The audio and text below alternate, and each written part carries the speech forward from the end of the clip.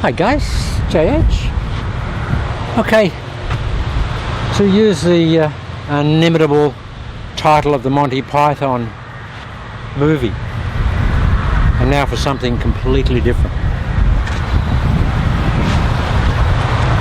Guys, this is still in conjunction with the non-negotiables, and but a lot of guys, and a couple of guys I had here in the last couple of days, they look like they're really deliberate in the load phase. It's just sort of like you really got to float load the golf club. That's a float load. You really got to do that.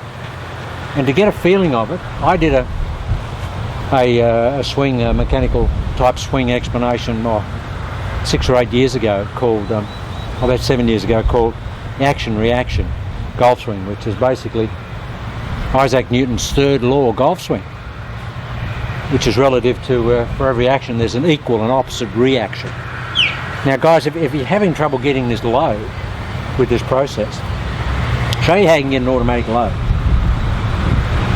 If you're there, as we normally are, unless you've really got good lead on the body and you've got good straightening, there's a propensity, if you're here on the backswing, that you'll be here on the downswing, because that's an opposite. That's an action, and this is the equal and opposite reaction. It goes the other way. So to eliminate that, and there used to be, there were people like in way back in the 30s, they used to swing like this, and particularly with the hickory clubs. They used to reverse load it. So to get the feeling, you can actually do this, guys. Say to guys, set up, get some angle, and just lag it back. Because you know what's amazing there, guys? If I float load that back with a reverse back loading, I can't do that and then that.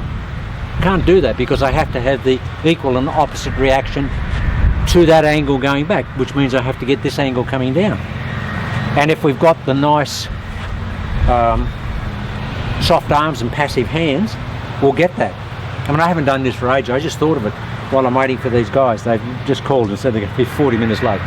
So I thought I'd do this while I'm here with the camera set up. So guys, think about this. This is what we call a float load here. So we're gonna lag. We're gonna go negative lag, positive lag.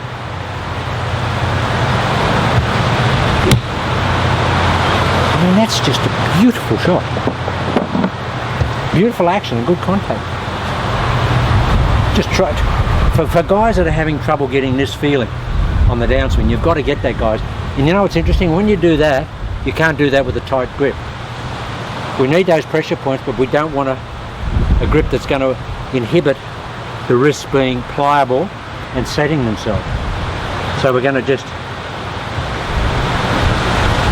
The guy on the top of the Ryder Cup, Abe Mitchell, from the 20s and 30s. That's Abe Mitchell, the little guy on the top of the Ryder Cup. And Martinez, basically his twirl process is this. He's the greatest Abe Mitchell devotee of all time. So, yeah, even in Martinez's golf swing, in his teachings, he's got the negative, positive. Okay, we'll hit a full shot. We're just going to pull back. And that's just beautiful. Now that's what I also call a paintbrush action. That's a paintbrush. Look, you can do this with a conventional golf swing if you don't want to have the non-negotiable. This is just something will help you to load the golf club. Just negative put. I mean, they're beautiful shots. Dead straight, plus lots of spin. It's going to load it. As you can see, guys, I get this action. Now, if you combine that with a shoulder turn, you can really turn on the horsepower. I've hit my longest shots out on the golf course fooling around with guys. And I say to them, you want to see a golf swing from the 30s? If those guys in the 30s had today's equipment, they would hit at 350. Because they really knew how to load it. If you find some old film of that Abe Mitchell, man, he really moved the golf club. And he wasn't an athletic type of guy. Okay, we're going to take a full backswing. Look at that. Wow, that's easy. Whew. Couple of 6 irons with that. You learn it with the smaller club. Just try it. I haven't done this for a long time, so I may miss-hit this because I haven't got a timing phase for it.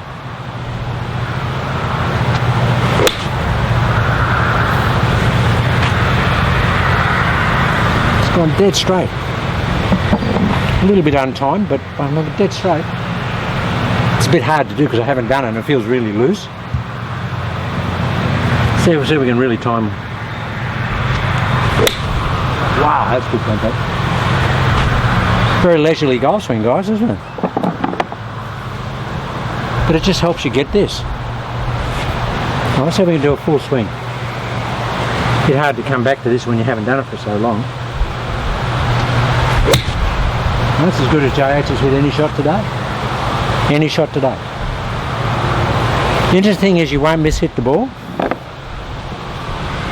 You won't miss-hit it. But the hands have got to be passive. They have to be more passive than I've actually felt today, because the wind makes everything come up, the physiology, the blood pressure, everything comes up so the grip tightens a little bit. Okay, just see if we can go through a hitting process. 6 iron flag down there at 150. Shouldn't be able to get there, although that other one did. And this wind is really ripping across crosshead now, so I might have to sling this back in.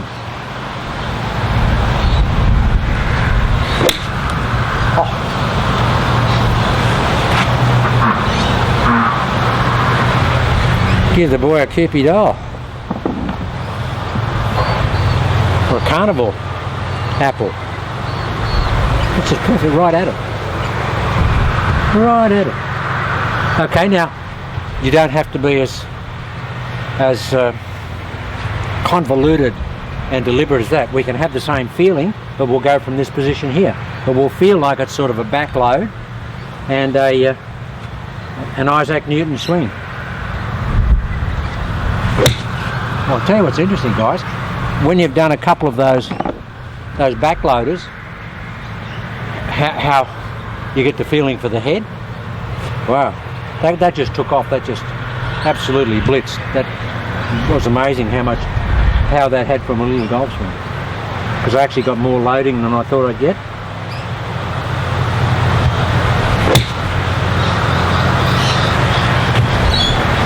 That's interesting. That's giving me more strain on the shaft because they're just turning over back into the wind, which means I'm really bending the shaft and releasing it hard more with this because I freed up my hands a lot.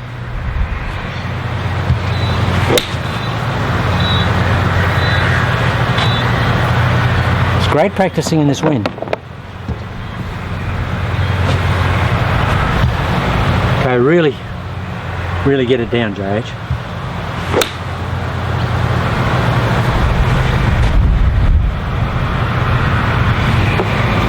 I just got to complete the backswing. Complete the backswing. Just trying to get this on tape quick. Let's complete it. That's the best shot today. By a long shot. Wow, those other swings were just a little bit too short and abrupt. That was really good. My swing is short and abrupt anyway, but that was really nice. I love that shot.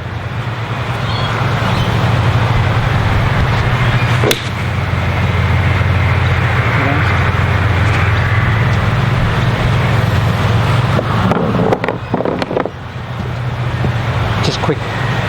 Okay, slow it down, James. Proper golf shot, see the target, see the shot, and blow it down. Oh, that's it. Whoa. There's a big seahawk just flew across.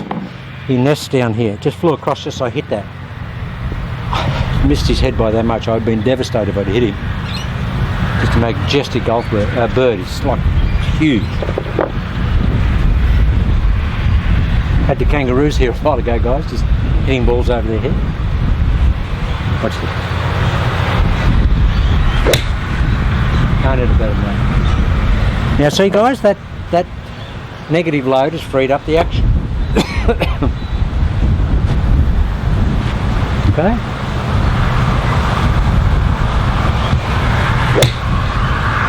Oh, that's easy. Guys, I recommend that you get the feeling of that, because that really has made a difference to the freedom in my hands and arms. Amazing amount. Those last 4 shots have just been super.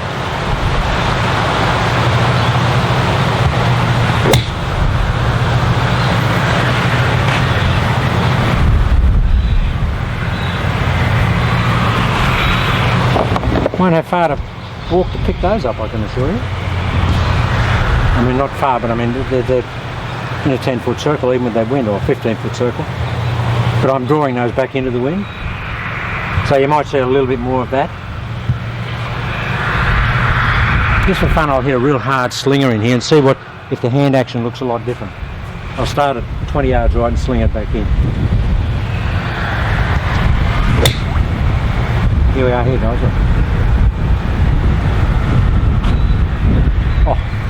It's about 20 yards and was right on the flag. So they came back into the wind. You should do that when you practice, even when you're learning something.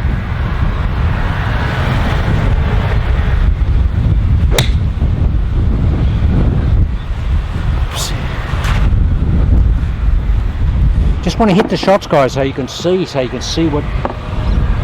to pick it up. Don't be a practicer that does this. Gets over the golf ball. 1, 2, 3, 4. That's not a golf swing. That's an action. That's not a swing. That's an action, and it's a number of pieces action.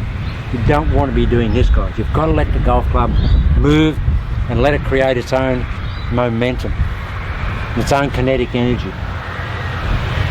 Don't try and apply the energy. Well, apply it, but don't try and just let it build by itself. Don't you try and construct the energy phase of the golf swing. Just swing the golf club.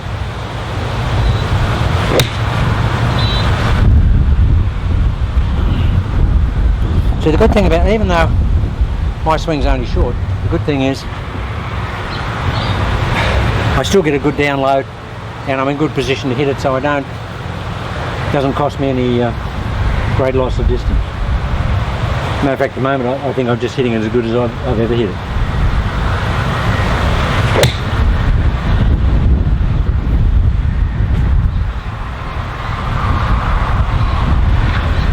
While we're waiting, I might just hit a driver.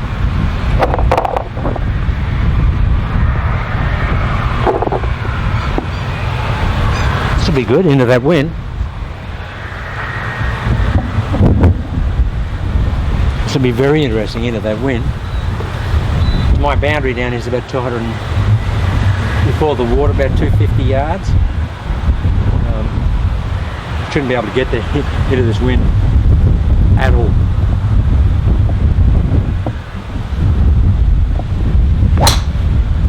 Go, baby, go, you good thing. Get going.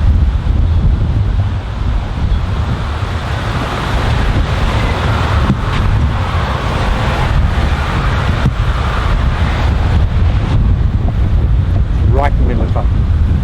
Didn't get to the boundary because that wind's too strong. But that was really hammered.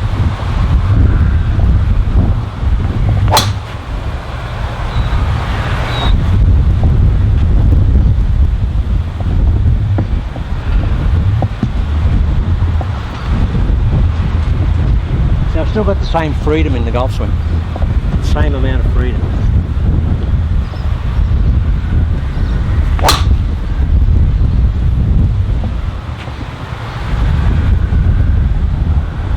That's the one thing that I learned from Mo Norman. Every phase of his golf swing, wedge shots, driver, everything's the same timing. Same amount of time over the ball. Because the brain can't second guess the shot. Okay, last shot, and we'll really try and get this down there. It's nearly impossible to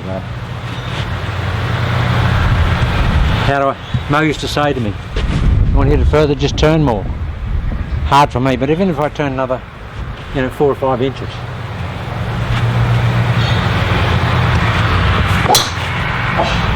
Might be the best.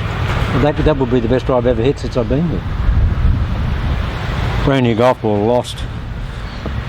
Okay, guys, just another way of working some stuff into this golf swing. Just try it, got nothing to lose, a little bit of fun as well. I never hit a bad shot there.